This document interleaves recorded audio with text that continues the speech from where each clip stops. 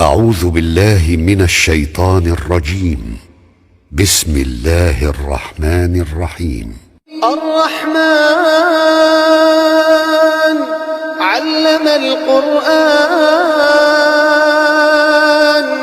خلق الإنسان علمه البيان الشمس والقمر بحسبان والنجم والشجر يسجدان والسماء رفعها ووضع الميزان ألا تطغوا في الميزان وأقيموا الوزن بالقسط ولا تخسروا الميزان والأرض وضعها للأنام فيها فاكهة والنخل ذات الأكمام والحب ذو العصف والريحان فبأي آلاء ربكما تكذبان خلق الإنسان من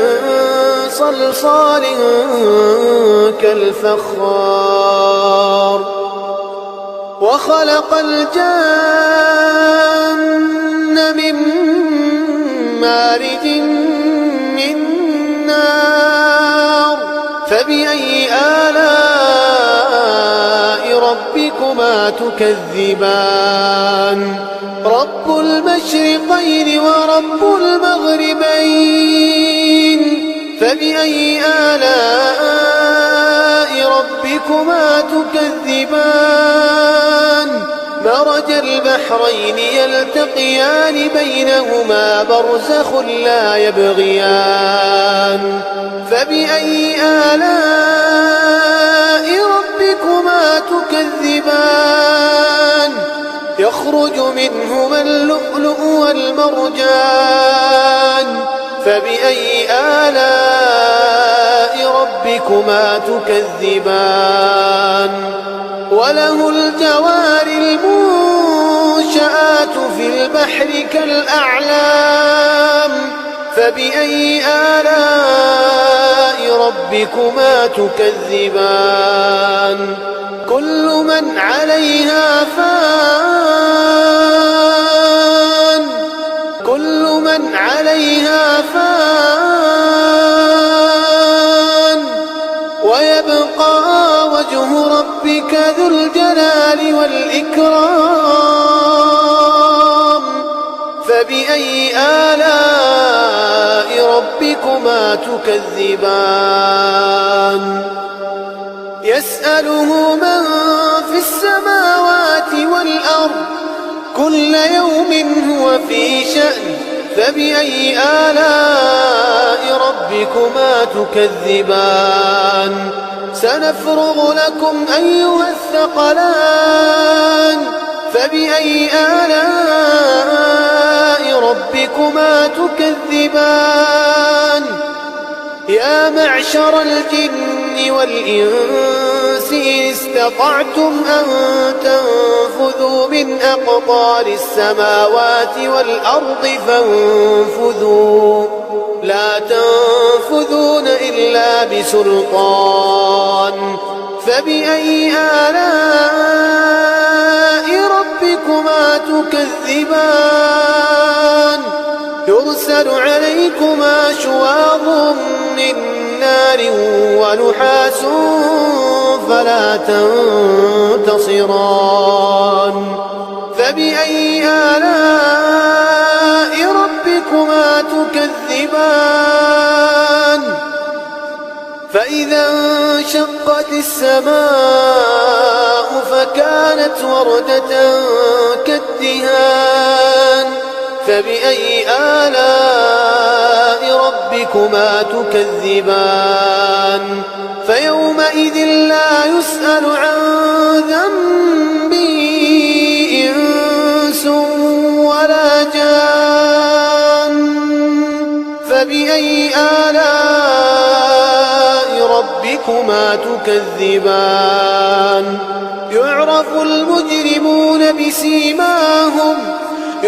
المجرمون بسيماهم فيؤخذ بالنواصي والأقدام فبأي آلاء ربكما تكذبان هذه جهنم التي يكذب بها المجرمون يطوفون بينها وبين حميم آن فبأي آلاء ربكما تكذبان ولمن خاف مقام ربه جنتان فبأي آلاء ربكما تكذبان ذواتا أفنان فبأي آلاء ربكما تكذبان فيهما عينان تجريان فبأي آلاء ربكما تكذبان فيهما من كل فاكهة زوجان فبأي آلاء ربكما تكذبان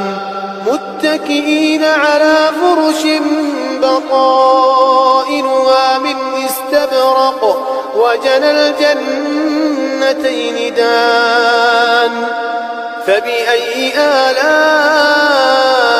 ربكما تكذبان فيهن قاصرات الطرف لم يطمثهن إنس قبلهم ولا جان فبأي آلاء ربكما تكذبان كأنهن الياقوت والمرجان فبأي آلاء ربكما تكذبان هل جزاء الإحسان إلا الإحسان فبأي آلاء ربكما تكذبان ومن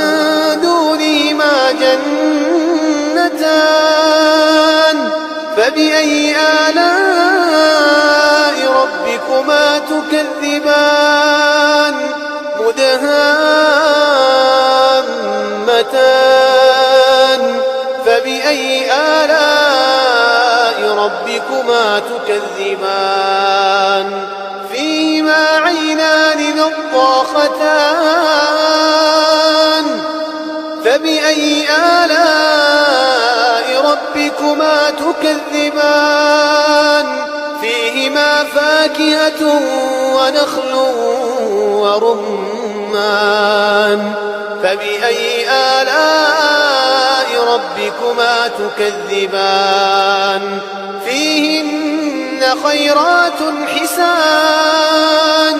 فبأي آلاء ربكما تكذبان حور مقصورات في الخيام فبأي آلاء ربكما تكذبان لم يطمثهن إنس